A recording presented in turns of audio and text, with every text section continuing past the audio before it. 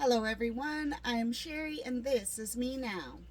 So today I figure we'll start with some of the more common questions. So there's like 38 or 39 of them. So there's a lot, but the very first question you almost always get asked is tell me about yourself.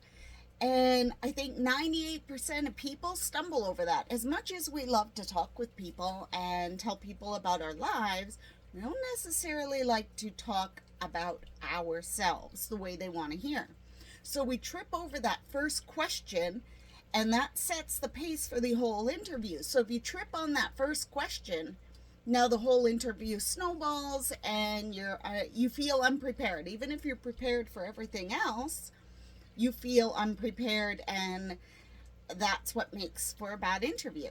So for me, I am one of that 98%. I hate that question. It took me a lot of practicing to say it. I wrote it out, got it all set up, and I'm like, that is exactly me. Why do I have such a hard time spitting it out? So say it out loud.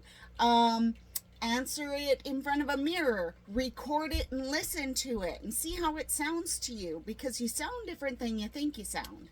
When I started doing these videos and I played them back to me, it was so strange, like totally strange.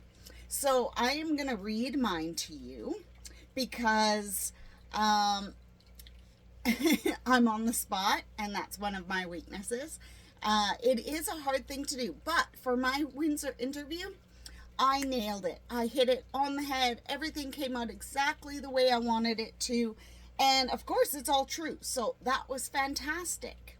Okay, so I suggest keeping a notebook of some kind in your bag or your purse or whatever so that you can write down your elevator pitch, which is the answer to this question. You can write down other answers as well, so you can practice them when you're waiting for your interview. So what's unique about me is another one that's tricky to say, and you kind of want to tailor that one to each job. So I have a couple different ones that I've got here. I have one for if I'm applying to vet centers and things to do with animals. Then I tend to talk about the rescue that I had for a lot of years. I also have another one that is to my patchworking quilts. If it's more of a creative job or an organizational job, then that one is a perfect one to pull out.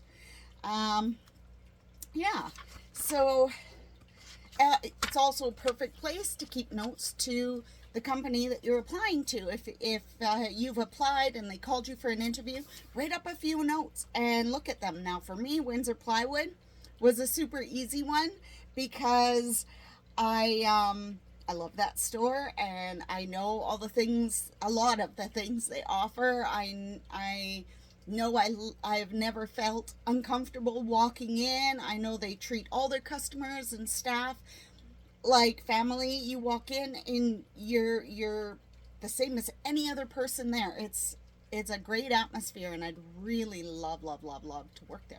So I wrote it all down anyway, but I actually knew it all. So it was a nice refresher because it's been a long time since I was able to peruse around in there. Yeah, it's nice to have that because your phone is not invited to the interview. I would wiggle my phone, but you're on it. Yeah, your phone is not invited. Keep it in your purse, in your bag, keep it on silent. Unless, you have an emergency of some kind, then you can always say, hey, look, my phone is on vibrate. I have a personal issue right now that I have to be aware of in case something drastic happens, just so you're aware. And that way they understand that if the phone rings, it is actually an important thing, but that you are focusing on them at that time. All right, so back to where we started today. The question is, tell me about yourself. My answer for Windsor, I have over 10 years experience in assorted office environments, including running receiving departments, combination office warehouse atmospheres, as well as data entry, file management, and customer relation positions. Ooh, see? And I ran my own finishing carpentry and renovation company for 15 years and worked with the Carpenters Union for over 3 years doing scaffolding and carpentry. All of this gave me considerable knowledge about the products here at Windsor Plywood. Also, this is my favorite stop for supplies on my own construction projects at home. So it was a nice pitch, and it did come off without a hitch. I did it very well, but I literally said it 5,000 times. I said it in the car. I said it while I was gaming. I said it while I was watching TV. I whipped it out because I happened to be brushing my teeth in the bathroom. And then I would say it in my head. And so it takes a lot of practice. So then before I went in, I said it all the way in the car, but I said it again. I was like, okay, there's the question, and I answered it. Practice, practice, practice helps so much.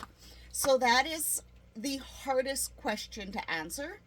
For whatever reason, our brains go, oh, well, now the spotlight's on me.